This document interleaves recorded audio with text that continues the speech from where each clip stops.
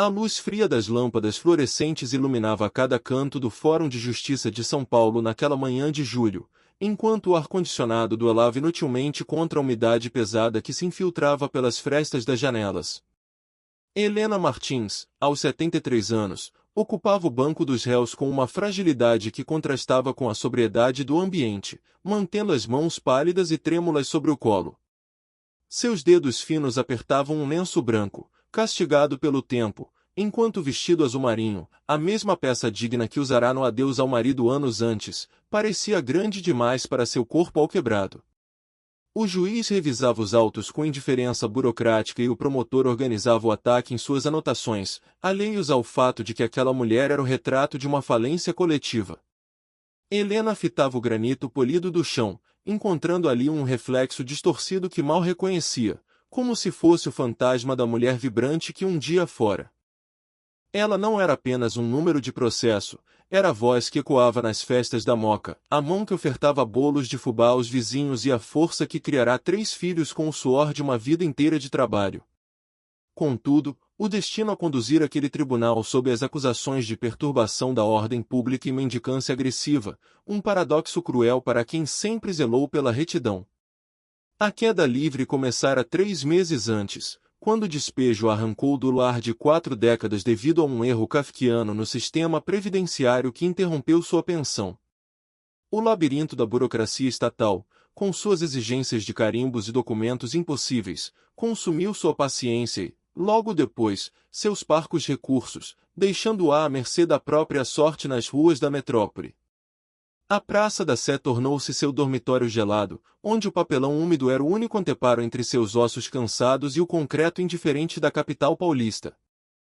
Durante o dia, a invisibilidade era sua constante companhia, os transeuntes, mergulhados em telas de celulares, desviavam o olhar como se a miséria de Helena fosse contagiosa. As poucas moedas que recebia eram acompanhadas de um agradecimento sussurrado, mas a fome, essa visita persistente e dolorosa, começou a ditar novas e desesperadas regras de sobrevivência. O estupim da mudança ocorreu em uma tarde de quinta-feira, ao observar executivos satisfeitos descartando sobras de comida em uma lixeira de luxo. A tentativa de Helena em resgatar o alimento foi repelida com violência pelo segurança do local, despertando nela uma centelha de dignidade adormecida. Ela tinha um talento, uma memória de tempos em que sua voz ganhava concursos de rádio e emocionava plateias em igrejas e casamentos. Decidida a não mais apenas estender a mão, mas oferecer sua arte em troca de sustento, Helena começou a cantar Manhã de Carnaval nas imediações do metrô. A voz, inicialmente rouca de frio e vergonha, logo recuperou o corpo e a alma, atraindo olhares, moedas e as onipresentes lentes dos celulares. A música tornou-se seu refúgio e seu lamento, mas as moedas mal compunham o preço de um café e pão, e a desnutrição avançava implacável sob sua pele enrugada. Num gesto de audácia nascido do limite humano, Helena seguiu um grupo de jurados para dentro do fórum, cruzando os corredores do poder sem ser barrada pela segurança, que não via ameaça naquela figura miúda. Ao entrar na sala de um júri popular, o silêncio se instalou enquanto ela, com uma autoridade que só o desespero concede, interrompeu o rito jurídico. Ela não pediu esmolas, ofereceu sua voz e sua emoção em troca de um prato de comida, desafiando a lógica de um tribunal que lida com leis, mas frequentemente esquece a justiça. A reação foi imediata e polarizada. A juíza ficou paralisada diante do inusitado, enquanto o promotor, encarnando o rigor da norma, exigiu sua remoção imediata por violar a solenidade do ato. Helena foi retirada à força, mas o estrago, ou a semente, já estava feito, pois alguém na plateia registrou o momento e o lançou na rede mundial de computadores. O vídeo tornou-se um fenômeno viral, acumulando milhões de visualizações e inflamando debates acalorados sobre a ausência do Estado e a desumanização dos idosos. Se essa história está mexendo com você, se inscreva no canal e deixe um comentário de onde você está nos assistindo, diziam as legendas da internet, transformando sua tragédia em engajamento digital. Enquanto o mundo virtual discutia sua existência, o mundo real a encarcerava por desacato e perturbação da justiça, culminando naquele julgamento onde Helena agora se encontrava. A ironia era uma ferida aberta. A mulher que buscou apenas trocar beleza por pão estava agora sendo processada como uma ameaça à ordem social. Ela observava os jurados com uma curiosidade mansa, perguntando-se silenciosamente se algum daqueles homens e mulheres já havia sentido a dor física da fome, aquela que corrói não apenas o estômago, mas o próprio senso de identidade e valor humano. O promotor Marcelo Tavares, um homem de 45 anos com um terno azul marinho impecável e uma crença inabalável na letra fria da lei, levantou-se para proferir sua acusação. Para ele, a lei era um mecanismo objetivo que não deveria ser contaminado por sentimentalismos ou contextos sociais, sob pena de desmoronamento das instituições. Sua argumentação inicial focava na necessidade de manter a ordem e o respeito aos espaços públicos, sustentando que a vulnerabilidade de Helena não a autorizava a invadir um julgamento e interromper o fluxo do judiciário, sugerindo que ela deveria ter buscado abrigos e assistência social. Cada frase de Marcelo caía sobre Helena como uma sentença antecipada, ignorando que os canais oficiais que ele citava haviam falhado com ela sistematicamente nos meses anteriores. O promotor falava de uma realidade teórica onde o Estado funciona, enquanto Helena era a prova viva e minguante de que essa realidade era uma ficção para muitos. Ela permanecia em silêncio, sua única defesa sendo a dignidade de quem já perdeu tudo, menos a memória de sua música, observando o teatro jurídico onde sua sobrevivência era debatida como uma infração administrativa e não como um grito de socorro. O destino de Helena agora pendia entre a rigidez de um sistema que pune a pobreza e a humanidade daqueles que a julgavam, deixando no ar a pergunta sobre quem era o verdadeiro culpado naquela sala. A história dela, gravada em vídeos e agora em autos processuais, forçava o tribunal a olhar para além do crime de perturbar e enxergar a tragédia de uma vida descartada. Restava saber se a justiça se limitaria a aplicar o código ou se teria a coragem de reconhecer a música de Helena como o último recurso de uma alma que se recusava a apagar em silêncio. A angústia de Helena Martins era um grito represado, uma vontade latente de confrontar a frieza do promotor com a realidade nua das filas intermináveis e dos abrigos superlotados que a burocracia fingia não ver. Ela sabia que o labirinto de documentos perdidos e protocolos negados era uma sentença de morte em vida, mas sua voz, outrora potente, agora se recolhia ao silêncio da resignação. Ela queria gritar que tentará todos os canais, que passará dias em filas intermináveis e que os programas sociais exigiam documentos que ela não tinha mais, mas permaneceu calada enquanto seu advogado, Rafael Souza, um jovem defensor público de 28 anos, pedia paciência com um olhar que misturava cansaço e uma nova centelha de esperança. Rafael, formado há apenas 3 anos e sufocado por dezenas de casos, inicialmente vira em Helena apenas mais uma estatística das ruas, mas a história daquela mulher começou a desintegrar sua desilusão profissional. Ao mergulhar no passado de sua cliente, Rafael descobriu a espinha dorsal de uma mulher que o sistema tentava quebrar, uma costureira do Brás que, por décadas, sustentou 3 filhos sozinha após a invalidez do marido.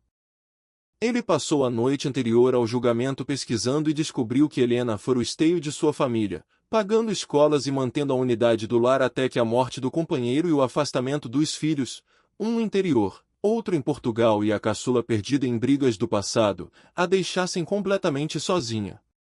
Essa solidão, Rafael compreendeu, era uma chaga tão profunda quanto a fome que a levará ao banco dos réus, transformando o julgamento em algo muito maior do que uma infração administrativa, era o julgamento de uma vida de sacrifícios ignorados.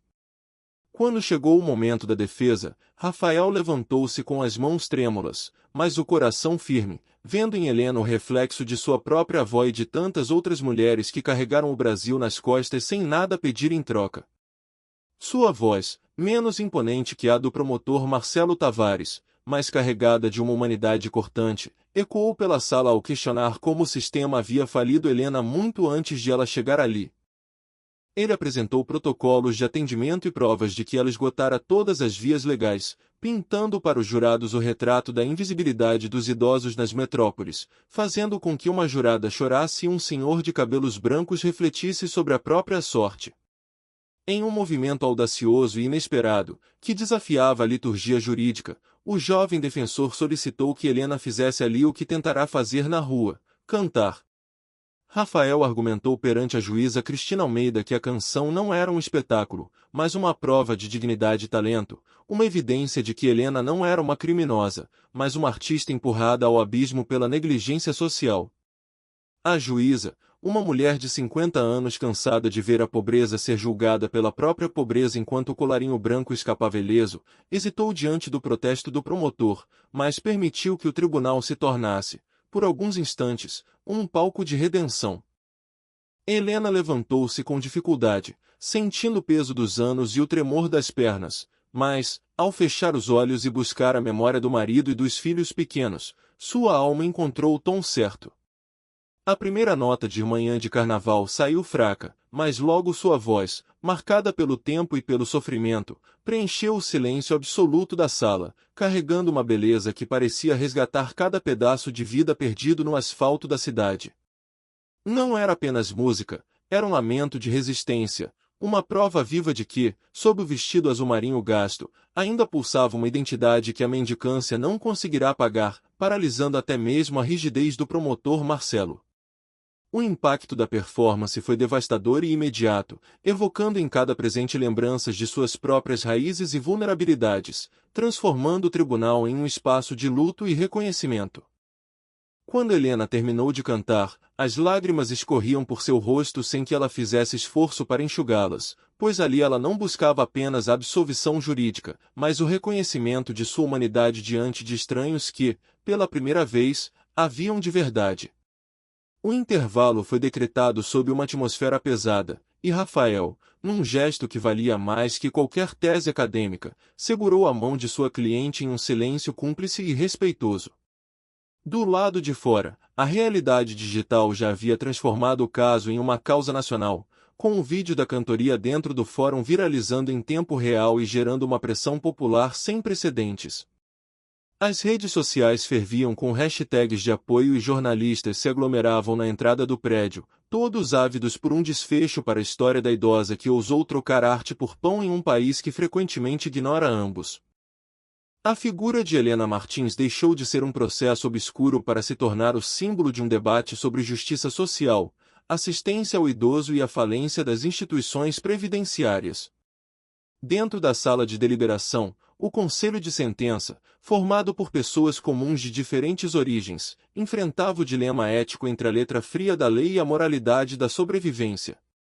Maria das Dores, dona de casa e mãe de 3 filhos, foi a primeira a romper o silêncio, declarando que o que vira não era um crime, mas um pedido de socorro desesperado que nenhuma lei deveria punir. A identificação dos jurados com a trajetória de Helena era palpável, pois muitos ali conheciam alguém que fora mastigado pela burocracia estatal ou que vivia no limite da subsistência. João Carlos, um metalúrgico aposentado que sentia na pele o peso da idade, reforçou o sentimento de injustiça, lembrando aos colegas que o sistema era falho e que Helena era uma vítima das circunstâncias e não uma agressora da ordem pública. Os 7 jurados, incluindo uma professora, um estudante, uma enfermeira e uma advogada, começaram a debater não apenas o ato de Helena, mas a responsabilidade do Estado em garantir que ninguém precise cantar por comida em uma sala de tribunal. O veredito que se desenhava prometia ser um marco, não apenas para a vida daquela senhora, mas para a própria interpretação do que significa fazer justiça. O destino de Helena agora repousava nas mãos de seus semelhantes, enquanto ela aguardava exausta no banco dos réus, sem saber que sua voz havia ultrapassado as paredes do Fórum de São Paulo. Independentemente da decisão final, Helena Martins já havia conquistado sua maior vitória, deixará de ser uma sombra distorcida no granito polido para se tornar uma voz impossível de ser ignorada, forçando a sociedade a olhar para o abismo que ela mesma ajudara a cavar. A Manhã de Julho terminaria, mas o eco de sua canção permaneceria como um lembrete incômodo de que a dignidade humana não pode ser carimbada, arquivada ou simplesmente esquecida. Dentro da sala de deliberação, o embate ético entre a norma e a necessidade humana atingia seu ápice, dividindo os jurados entre o rigor da ordem e a compaixão.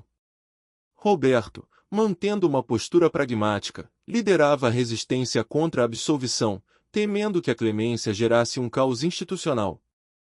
Ele argumentou que, se deixassem passar, estariam abrindo um precedente perigoso onde qualquer pessoa poderia invadir um tribunal alegando necessidade, e a advogada Fernanda o apoiou, sustentando que, por mais triste que fosse a situação, a lei precisava ser respeitada acima de tudo. Para eles, a justiça não poderia se curvar ao sentimentalismo, sob o risco de desmoronar as estruturas que sustentam a vida em sociedade. A tensão escalou quando Patrícia, a professora, confrontou a visão legalista com uma indignação que ecoava o sentimento de muitos brasileiros cansados da seletividade penal. Patrícia levantou a voz para dizer que estava exausta de ver a lei punir apenas os fracos enquanto os fortes ficavam impunes, afirmando que o verdadeiro crime era permitir que uma idosa passasse fome em um país que se dizia acolhedor.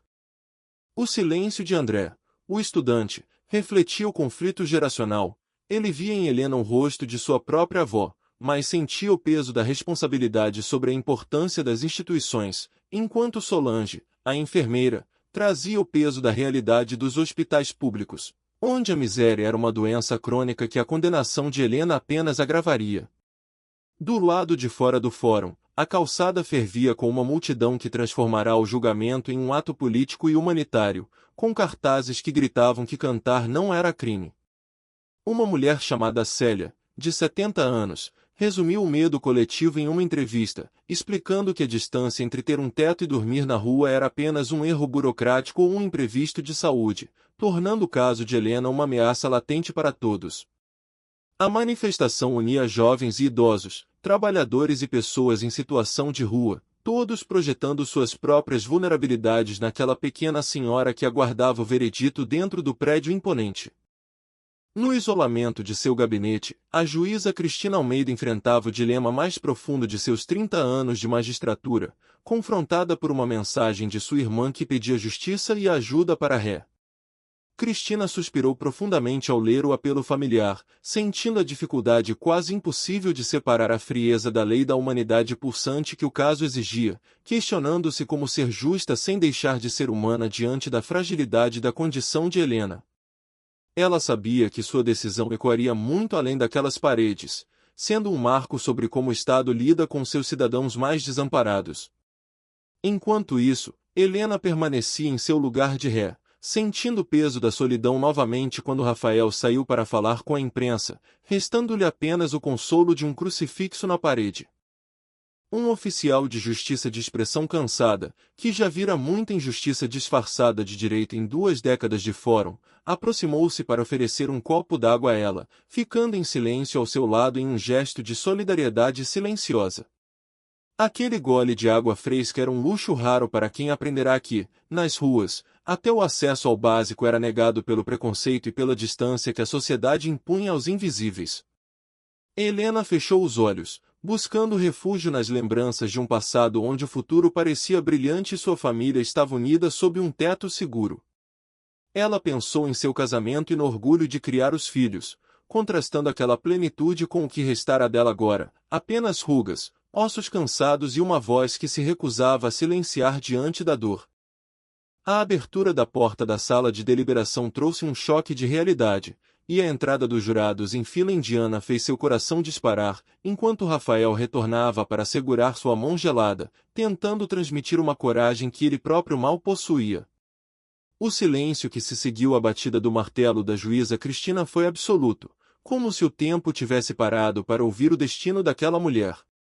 João Carlos, o metalúrgico aposentado, levantou-se como porta-voz do júri, com as mãos trêmulas, leu o veredito que declarava Helena Martins não culpada das acusações de perturbação da ordem e mendicância agressiva.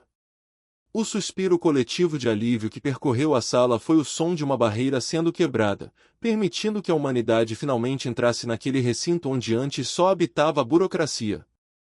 Helena desabou em lágrimas, mas desta vez não eram gotas de amargura, e sim o transbordar de quem finalmente fora reconhecida como pessoa pelo mundo que a ignorava. A juíza Cristina Almeida encerrou a sessão com firmeza, determinando que a assistência social prestasse atendimento imediato à senhora Helena, garantindo-lhe abrigo, comida e a regularização de sua pensão previdenciária, transformando a sentença em uma ordem de reparação social. O veredito não era apenas uma absolvição legal, era o reconhecimento de que o Estado falhara com ela e que o tribunal, naquele dia, escolhera o caminho da restauração. Ao sair do tribunal, Helena não era mais a sombra distorcida no granito polido, mas o rosto de uma vitória improvável da compaixão sobre a indiferença sistêmica. Rafael Souza olhava para sua cliente com um novo brilho nos olhos, sentindo que sua profissão finalmente fizera sentido, enquanto a multidão lá fora explodia em comemoração ao saber que a música de Helena não seria punida com a prisão. A justiça paulista, tantas vezes criticada por sua rigidez, permitirá-se um momento de reflexão profunda sobre o que significa, de fato, manter a ordem em uma sociedade desigual. A história de Helena Martins terminava naquele tribunal, mas seu eco permaneceria nas redes sociais, nas conversas de bar e nos corredores do poder como um lembrete constante de que a dignidade humana é inalienável. A partir daquele dia, a voz de Helena não seria mais um lamento solitário na Estação da Sé, mas o símbolo de que a esperança pode sobreviver mesmo quando o dinheiro e a casa se vão, desde que haja alguém disposto a ouvir a canção de quem não tem mais nada. O erro no sistema seria corrigido, o teto seria recuperado, e Helena poderia, enfim, cantar não por fome, mas pela simples alegria de ainda estar viva e ser lembrada. O martelo bateu pela última vez, selando um destino que parecia escrito nas estrelas daquela manhã fria. Esta decisão é irrecorrível.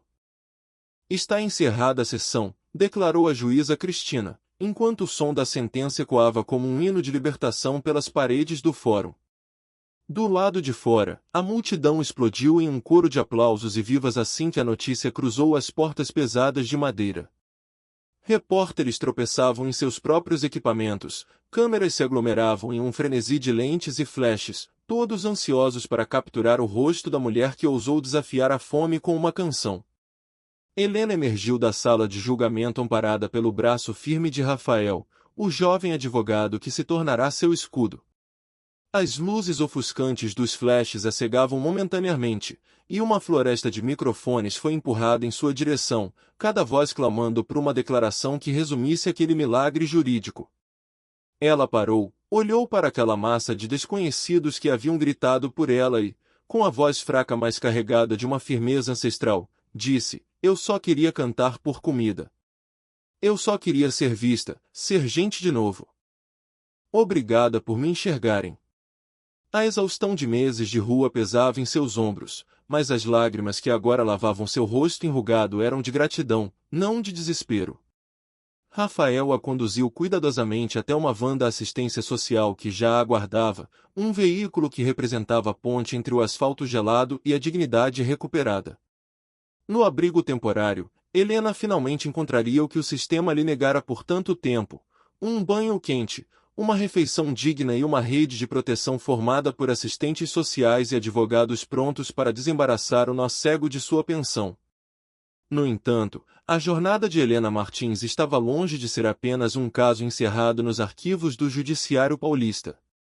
O vídeo de sua voz ecoando no tribunal continuava a cruzar fronteiras digitais, acumulando milhões de visualizações e despertando a consciência de um país inteiro sobre a fragilidade da velhice.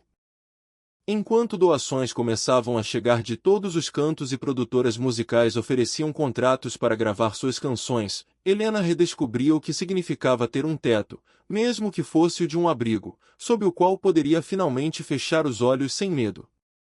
Naquela noite, Rafael Souza voltou para seu pequeno escritório, sentindo o peso do cansaço ser aliviado pela sensação inédita de dever cumprido. Ele olhou para as pilhas de processos em sua mesa e percebeu que cada uma daquelas pastas representava uma possível Helena, uma vida esperando que a lei fosse aplicada com um pouco de humanidade.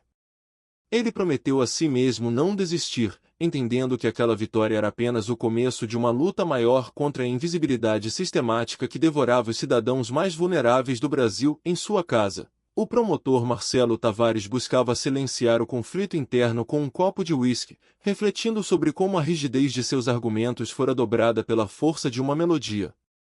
Embora uma parte dele ainda temesse pelo precedente jurídico, o alívio de saber Helena livre era uma confissão silenciosa de que a justiça, às vezes, precisa de alma para ser legítima. Ele pensou que, Talvez, aquele caso fosse o catalisador necessário para que o sistema parasse de olhar apenas para os códigos e passasse a enxergar as pessoas que viviam sob o peso deles. A juíza Cristina Almeida, jantando uma sopa simples na solidão de sua residência, também se permitia um momento de introspecção sobre o impacto de sua sentença. Ela sabia que um único julgamento não erradicaria a miséria ou a burocracia do INSS, mas a semente da mudança fora plantada diante de seus olhos. Ela imaginou quantas outras Helenas estavam escondidas nas sombras das grandes cidades e sentiu que, naquela tarde, o direito havia cumprido sua função mais nobre, proteger a dignidade humana acima de qualquer formalidade processual.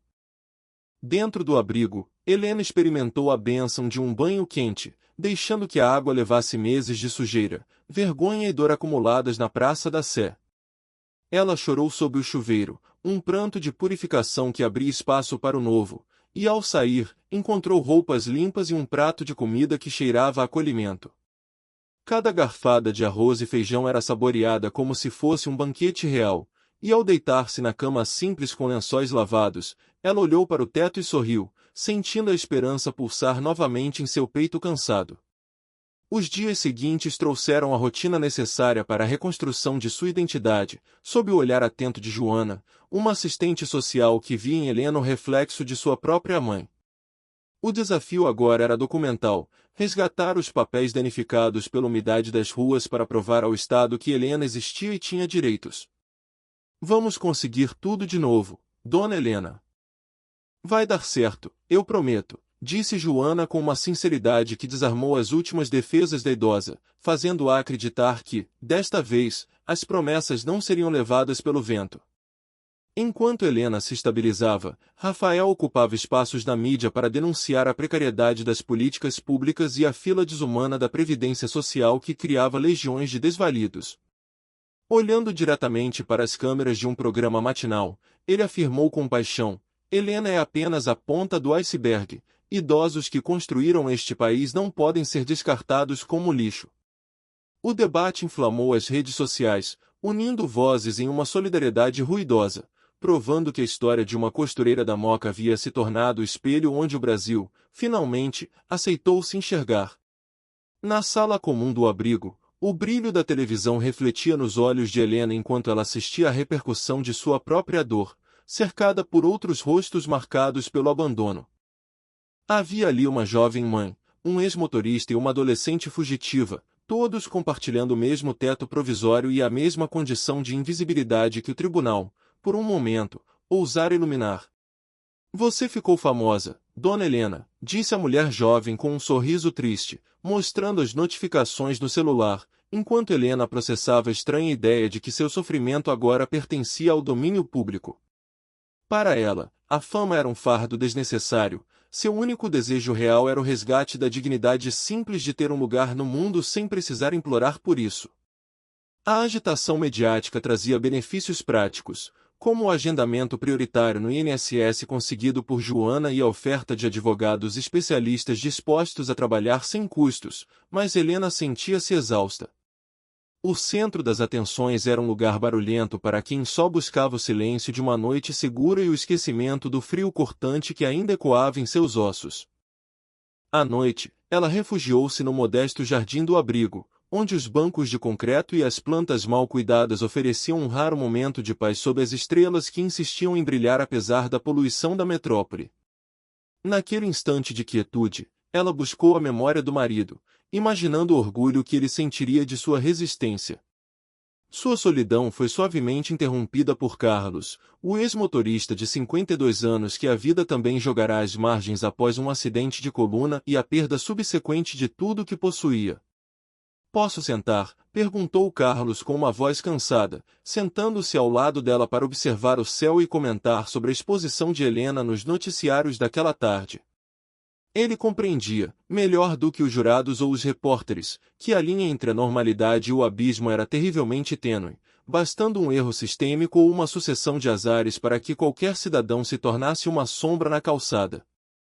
A conversa com Carlos revelou a Helena a anatomia da sobrevivência. A resistência não era uma escolha, mas uma imposição da falta de alternativas para quem ainda guardava um motivo para pulsar. A gente aguenta porque desistir é morrer, e eu ainda não estou pronto para morrer, explicou Carlos, mencionando a filha distante no Rio de Janeiro como o farol que o mantinha em pé apesar da derrota nos olhos. O relato dele agiu como um espelho doloroso, fazendo Helena questionar o paradeiro de seus próprios filhos e se os muros construídos pela mágoa e pela distância seriam, algum dia, derrubados pela verdade dos fatos. A resposta veio na manhã seguinte através de Joana, que trazia a notícia de que Marcos, o filho que morava no interior, havia finalmente rompido o silêncio após ver a tragédia da mãe viralizar. Ele quer vir visitá-la, Dona Helena, anunciou o assistente social, observando a hesitação de uma mãe que ainda guardava as cicatrizes do abandono ocorrido durante a doença do falecido marido. O conflito interno de Helena era dilacerante. Ela temia que a reaproximação trouxesse mais dor do que cura, mas a esperança de um reencontro, por mais frágil que fosse, começou a desestabilizar sua couraça de proteção. Marcos chegou como um homem marcado pelo tempo, com cabelos grisalhos e a expressão de quem carregara o peso da culpa durante toda a viagem de ônibus. Ao avistar a mãe no jardim, ele parou, confrontado com a imagem de uma mulher que não guardava mais a força daquela que ele deixara para trás anos antes. Mãe, disse ele baixinho, aproximando-se com a mochila nos ombros e o peito apertado, sentando-se ao lado dela em um banco que parecia carregar o peso de décadas de silêncio acumulado. A densidade daquele momento era quase insuportável, preenchida por tudo que não fora dito e pelas faltas que o dinheiro ou o sucesso dele jamais poderiam preencher. O diálogo começou com a justificativa clássica da ignorância, mas foi rapidamente cortado pela lucidez de quem viveu o desamparo na pele e na alma. Eu não sabia que você estava assim, começou Marcos, sendo interrompido pela voz dura de Helena, que o questionou sobre onde ele estivera quando o pai adoeceu e precisou de amparo. Ela não queria explicações fáceis, queria saber o que havia mudado no coração do filho egoísta que preferira cuidar da própria vida enquanto a família desmoronava em silêncio e privação. Marcos baixou a cabeça, assumindo o arrependimento que o roía diariamente, reconhecendo a imaturidade de um passado que agora o envergonhava profundamente diante da figura frágil de sua mãe. Eu estava errado, eu era egoísta e achava que o mundo girava em torno de mim, admitiu ele, enquanto Helena sentia uma mistura complexa de raiva remanescente e o alívio profundo de não estar mais sozinha no mundo.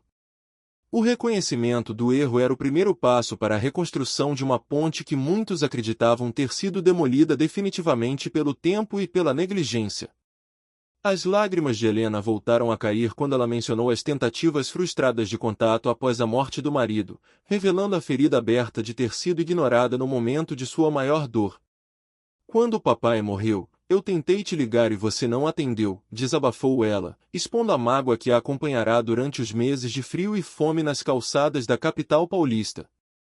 Aquele era o acerto de contas necessário, a lavagem de uma alma que precisava expelir o veneno do abandono para poder aceitar, talvez, um novo recomeço ao lado de quem um dia fora seu pequeno menino. O reencontro no jardim do abrigo simbolizava o início de uma nova jornada para Helena, onde a justiça do tribunal se encontrava com a justiça dos afetos. Apesar das feridas e do tempo perdido, a presença de Marcos indicava que a música de Helena não fora apenas ouvida por estranhos, mas alcançar os ouvidos que ela mais desejava tocar, trazendo a promessa de que o inverno em seu coração estava finalmente chegando ao fim. Ali, entre o concreto do abrigo e as memórias do Brás, a vida de Helena Martins começava a ser escrita com tintas de perdão e a certeza de que, desta vez, ela não precisaria cantar sozinha. As palavras de Marcos caíram como uma confissão tardia, lavando a alma de Helena com a honestidade que faltara por anos entre os dois. Mandou mensagem dizendo que estava ocupado, que depois conversávamos, mas esse depois nunca chegou, disse Helena, enquanto Marcos, em prantos, admitia que fora covarde e fugira da dor, mas que agora desejava consertar tudo e cuidar da mãe. Ela olhou nos olhos do filho e não viu um herói, mas um homem falho tentando resgatar o que restara de sua história. Naquele jardim modesto, entre o perdão hesitante e o abraço que se tornava firme, eles começaram a reconstruir a ponte que o tempo e a negligência haviam demolido. Marcos permaneceu ao lado de Helena durante todo o dia, preenchendo o vazio de anos com relatos sobre sua vida simples como professor no interior. Ele contou sobre sua esposa e os 2 netos que Helena ainda não conhecia, enquanto ela ouvia cada detalhe com uma avidez de quem recupera pedaços perdidos de sua própria existência. Quando o crepúsculo chegou, ele partiu para um hotel próximo, mas deixou a promessa solene de que não desapareceria novamente. Helena, embora cautelosa, permitiu-se acreditar, pois sabia que a esperança era o único alicerce que a mantinha de pé após tantos meses de abandono. Com o passar das semanas, a rotina de Helena no abrigo trouxe de volta as cores que a rua havia apagado de seu rosto.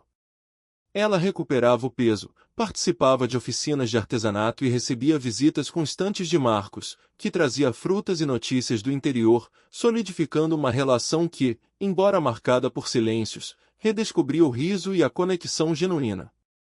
Joana, a assistente social, trabalhava incansavelmente no labirinto burocrático, enfrentando sistemas lentos e falhos para provar o que Helena sempre soubera: o erro que a jogará na miséria era apenas um número digitado incorretamente em um terminal de computador. A ida definitiva ao INSS foi um teste de paciência, marcado por horas de espera e sistemas instáveis que pareciam zombar do sofrimento humano.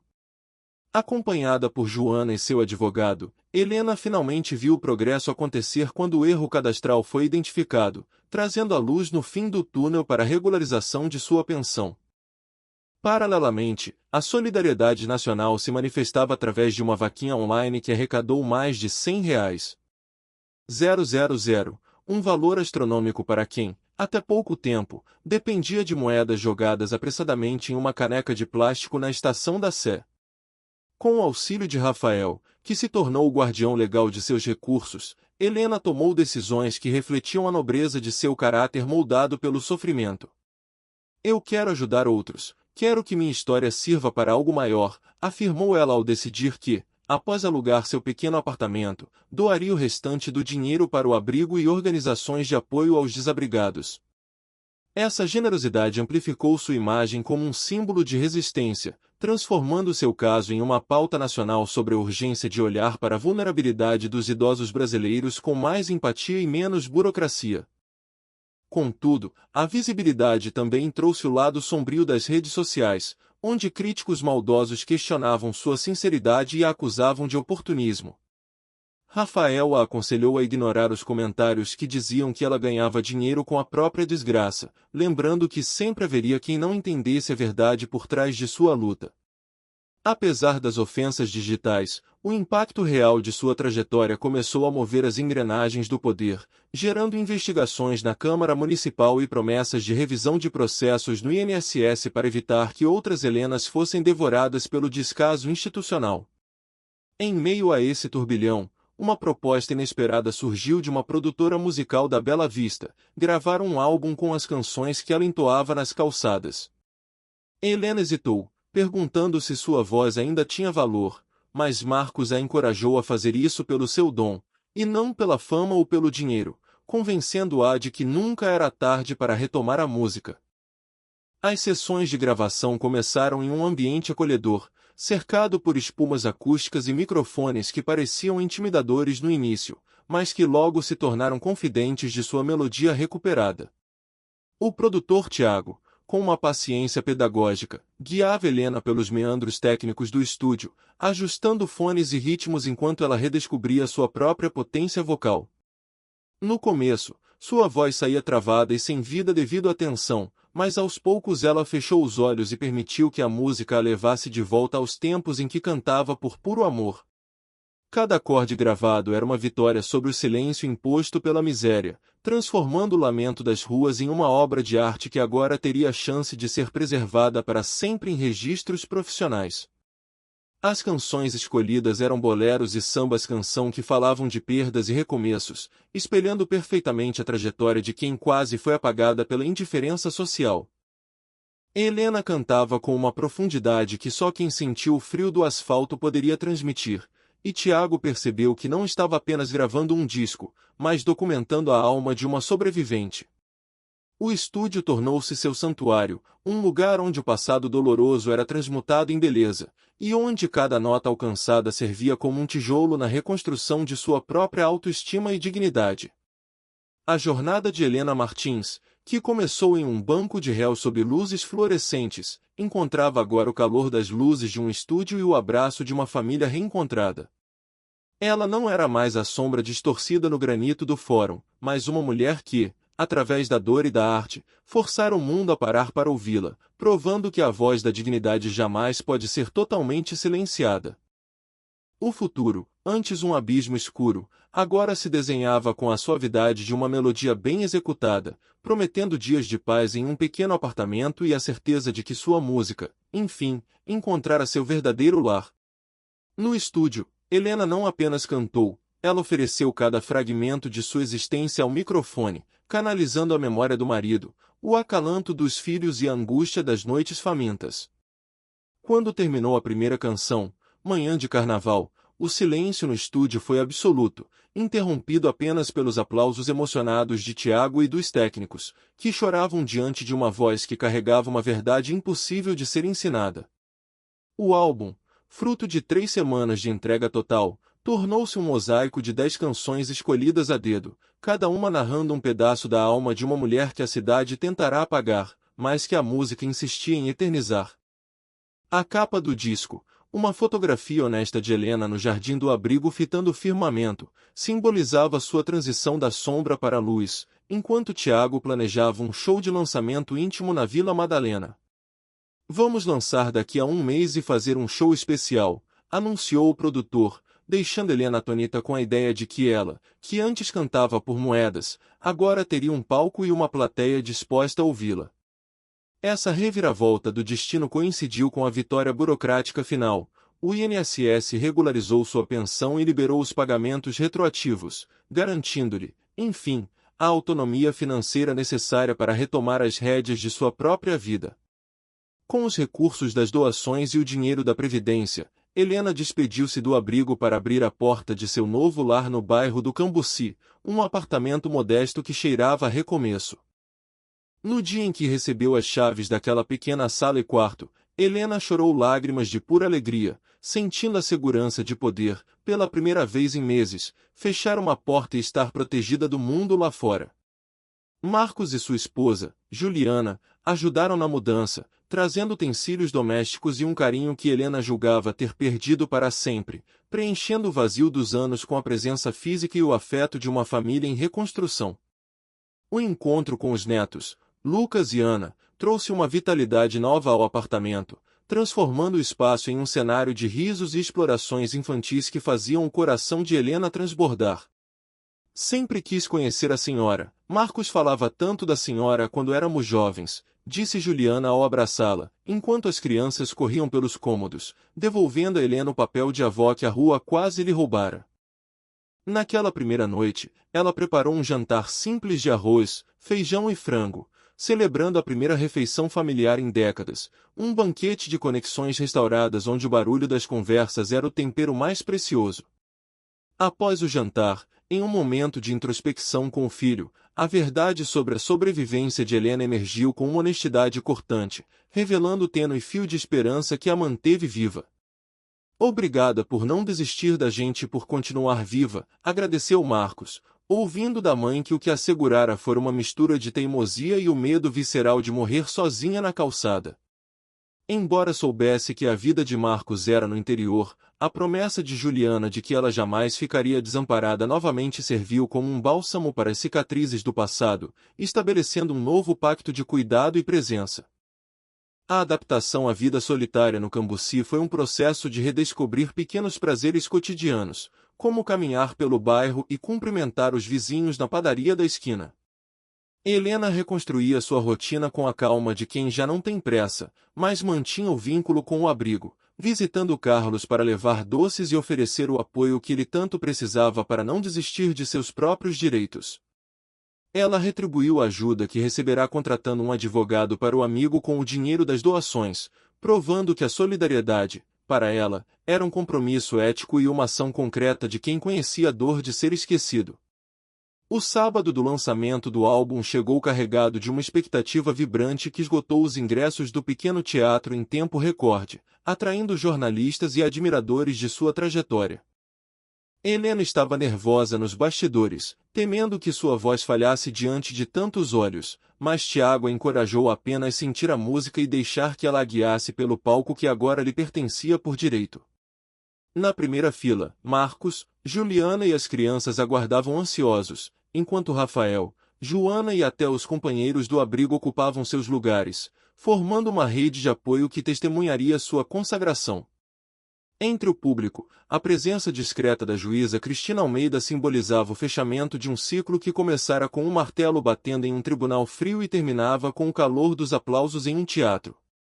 As luzes se apagaram e o silêncio tomou conta do recinto quando Helena entrou no palco, vestindo um azul escuro elegante, segurando o microfone com mãos trêmulas enquanto tentava encontrar as palavras certas para iniciar o espetáculo.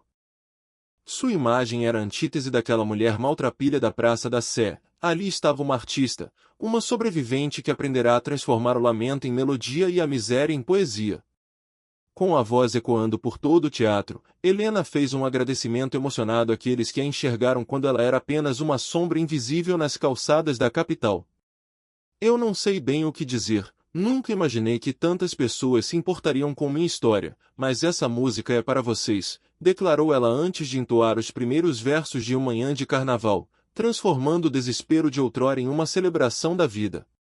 A plateia assistia em transe, capturada pela pureza de um timbre que não buscava a perfeição técnica, mas a ressonância da alma humana em sua forma mais crua e resiliente. A canção, que antes fora um pedido de socorro, agora era um hino de triunfo sobre a indiferença, encerrando a noite sob uma ovação de pé que durou minutos intermináveis. Helena Martins não era mais apenas uma réu ou uma moradora de rua, ela era a voz de milhares que ainda lutavam nas sombras, provando que a dignidade pode ser ferida, mas nunca totalmente destruída enquanto houver uma canção para ser cantada. Ao final, o brilho em seus olhos refletia não as luzes do palco, mas a paz de quem finalmente encontrara seu lugar no mundo, sabendo que sua história agora pertencia à memória coletiva de uma cidade que aprenderá a ouvi-la. Cada nota que Helena emitia no palco da Vila Madalena não apenas preenchia o ambiente, mas penetrava na alma dos presentes como um testemunho vivo de resiliência. Quando ela terminou a primeira canção, houve uma explosão de aplausos e todos se levantaram em uma ovação de pé, enquanto Helena sorria com lágrimas escorrendo livremente pelo rosto. Ela percorreu as outras 9 faixas do álbum com a mesma entrega, entrelaçando a melodia com relatos crus sobre o marido, a fome e a solidão das ruas, transformando sua dor em uma beleza que nenhuma técnica vocal seria capaz de replicar. No ápice daquela noite, Helena tomou a mão de Marcos e o convidou para o centro do palco, selando publicamente a paz que o tempo tentará destruir. Este é meu filho. Nós nos perdemos por um tempo, mas aprendi que nunca é tarde para recomeçar, para perdoar e para amar, declarou ela diante de uma plateia emocionada que via naquela reconciliação a prova de que a vida ainda vale a pena. O abraço entre mãe e filho transcendeu o entretenimento, tornando-se um símbolo de que as feridas mais profundas podem encontrar cicatrização quando há coragem para enfrentar o passado. A repercussão do show trouxe Rafael com uma proposta que Helena jamais ousara imaginar. Uma grande gravadora desejava distribuir seu trabalho nacionalmente e organizar uma turnê pelas principais capitais do país. Apesar de hesitar devido à idade e ao cansaço, Helena aceitou o desafio ao perceber que sua voz era agora um veículo para uma mensagem maior de sobrevivência e reerguimento. Ela decidiu que cantaria até o último fôlego se isso significasse que sua história poderia alcançar e fortalecer outros corações invisíveis espalhados pelo Brasil. Os meses seguintes transformaram a vida de Helena em um turbilhão de viagens e emoções, com o álbum atingindo recordes de vendas tanto no formato digital quanto no físico. As pessoas não compravam apenas música, elas compravam a crença de que finais felizes são possíveis, e a turnê foi planejada para ser intimista, priorizando a proximidade com o público em 10 cidades brasileiras. Marcos conseguiu uma licença de seu trabalho como professor para ser o porto seguro da mãe nessa jornada, enquanto Rafael cuidava da estrutura administrativa para que Helena pudesse focar apenas em sua arte. A estreia da turnê no Rio de Janeiro foi um marco de renovação para a cantora, que se sentiu jovem ao descobrir as cores e o calor da capital fluminense pela primeira vez. Em um teatro lotado em Copacabana, ela foi recebida com um afeto que a fez chorar, ouvindo de uma senhora de 80 anos que sua trajetória havia devolvido a esperança de não desistir da própria vida.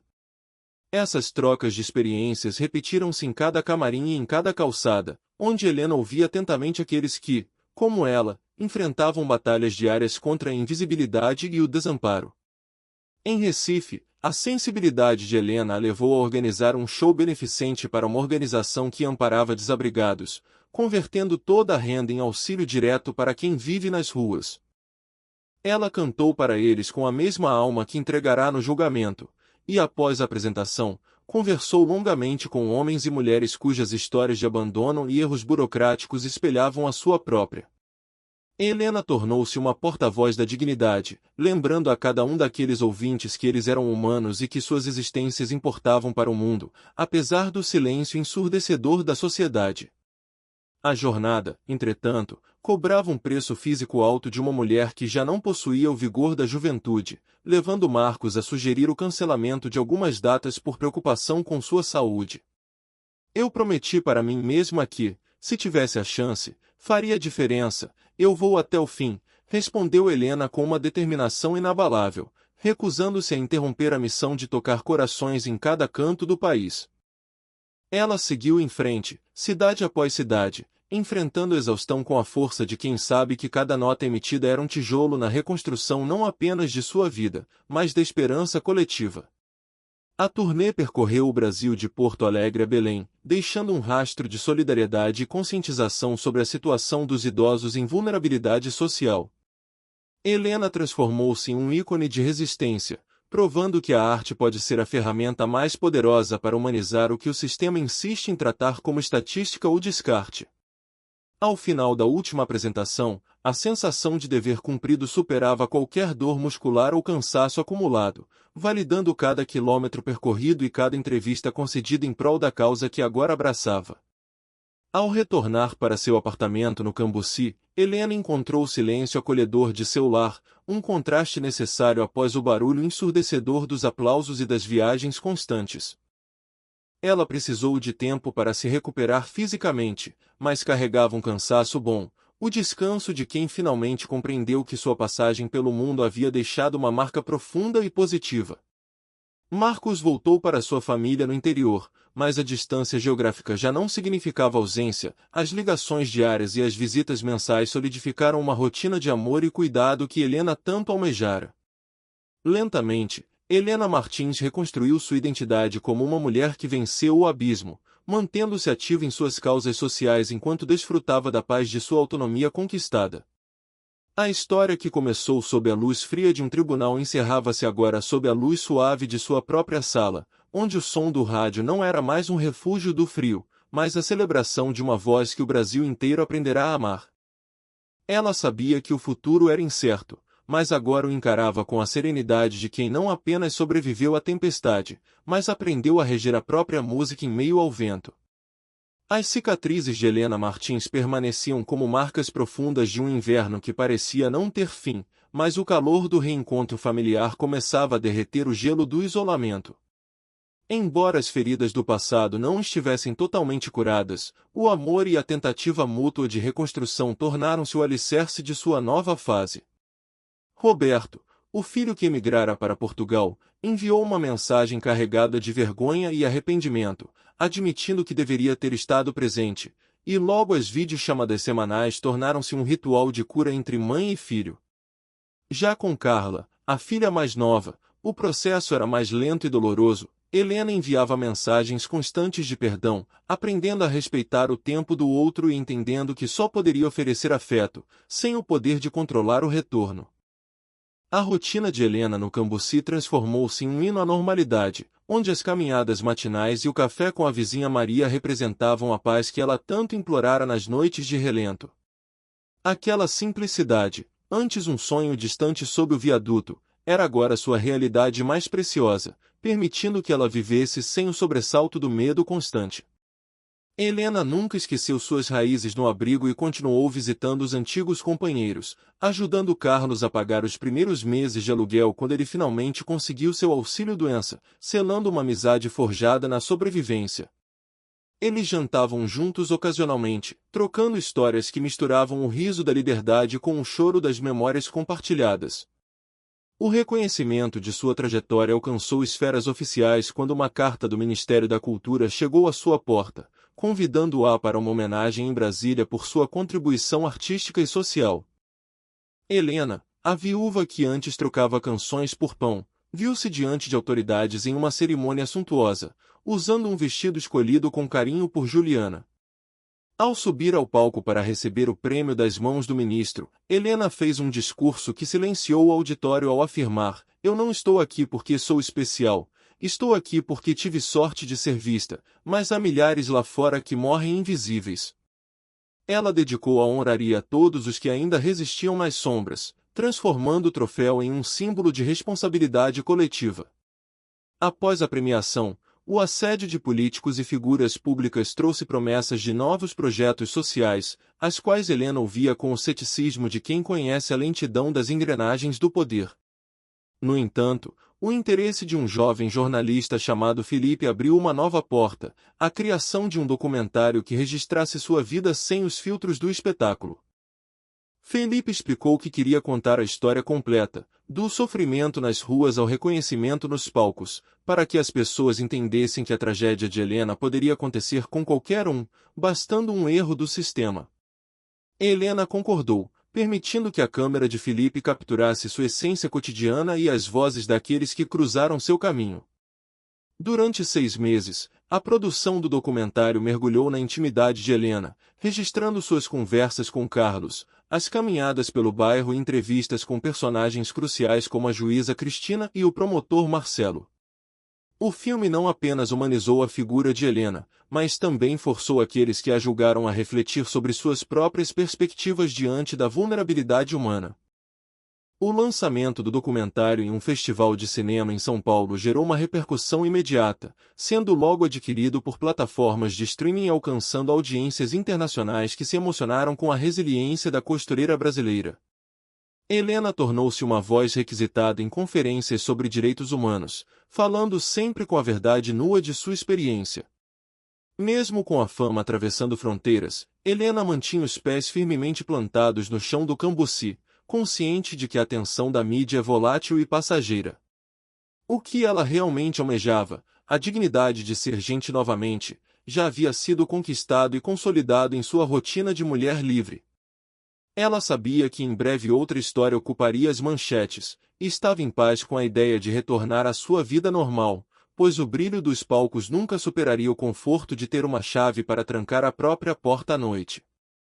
2 anos haviam se passado desde o julgamento no tribunal, um período que parecia ter comprimido várias existências em uma só mulher transformada. Em uma manhã de sábado, enquanto olhava pela janela de seu apartamento e refletia sobre a bondade encontrada em estranhos como Rafael e Joana, o telefone de Helena tocou com uma surpresa que ela guardava em silêncio absoluto.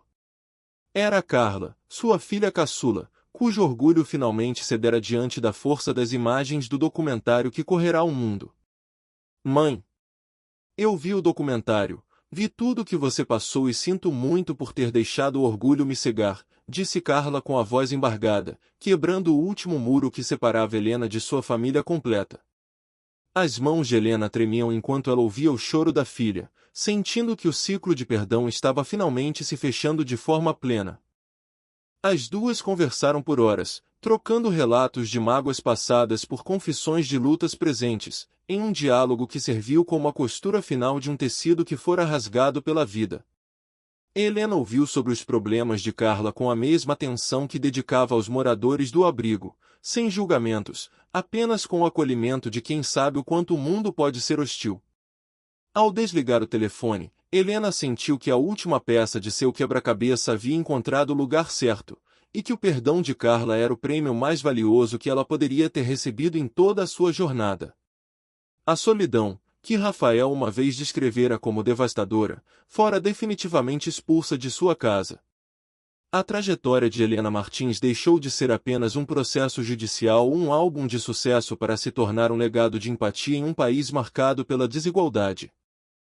Ela provou que a arte, quando brota da dor mais profunda, tem o poder de mover montanhas burocráticas e amolecer corações endurecidos pelo preconceito.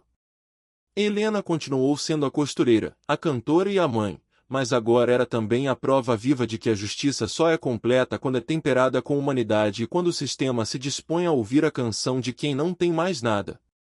Sua história permaneceu gravada na memória de São Paulo como o dia em que o tribunal parou para ouvir a alma de uma mulher que só queria ser vista. Sentada em sua poltrona, Helena fechou os olhos e cantarolou baixinho uma melodia que não falava mais de fome, mas de paz. Ela não era mais a Ré 302, nem a idosa da Praça da Sé, era Helena, uma mulher que sobreviveu à tempestade e aprendeu a reger o próprio destino com a suavidade de quem já perdeu tudo e descobriu que o essencial permanece.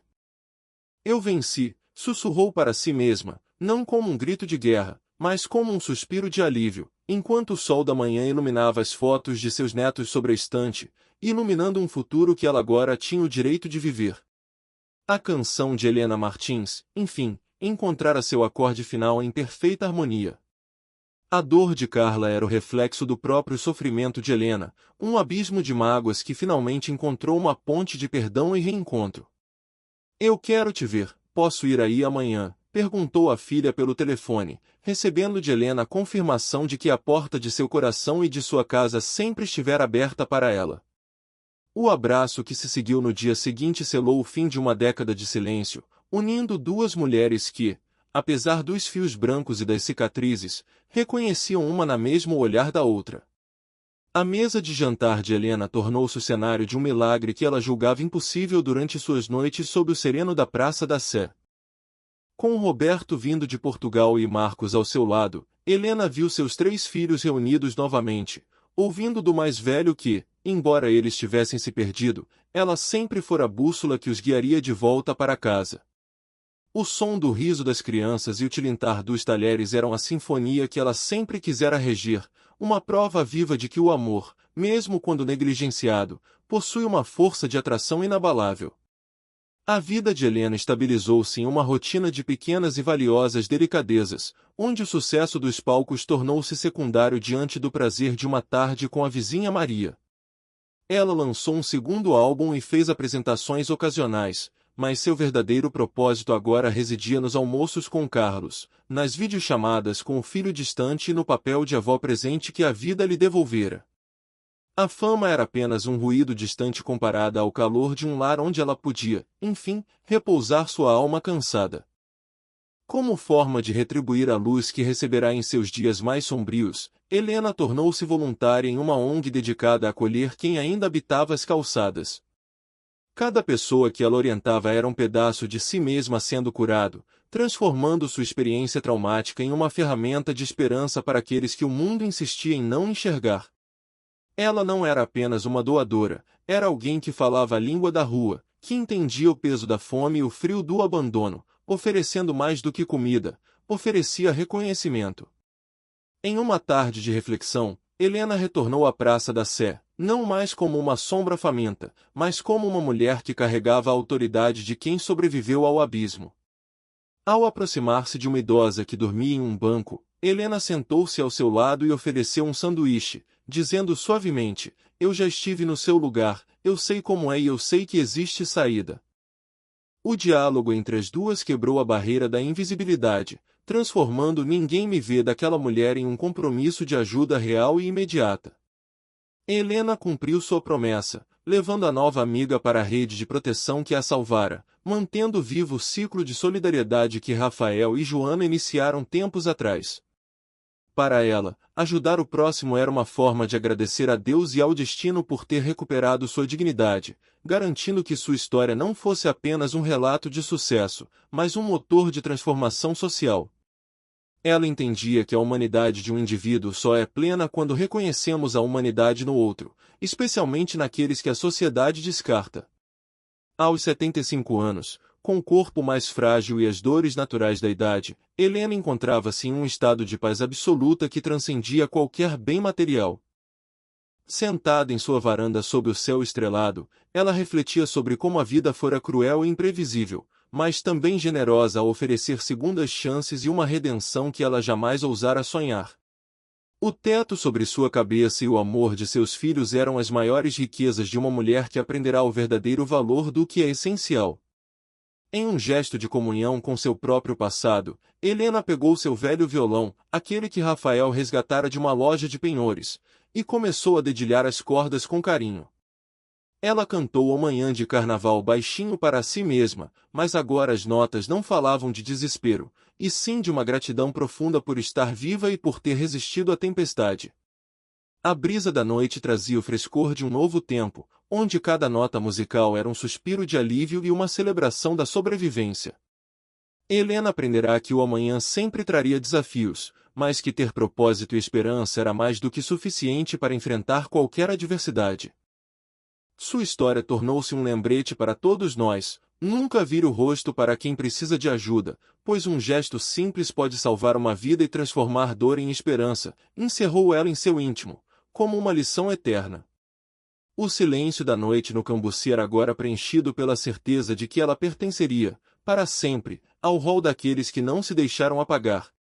A trajetória de Helena Martins termina com um convite à ação e à empatia, ecoando muito além das telas e dos palcos. Obrigada por estar aqui conosco, e lembre-se, às vezes, ser visto é o primeiro passo para ser salvo, concluiu a narrativa, deixando no ar a pergunta sobre qual cidade nos assistia e como aquele relato havia tocado cada coração.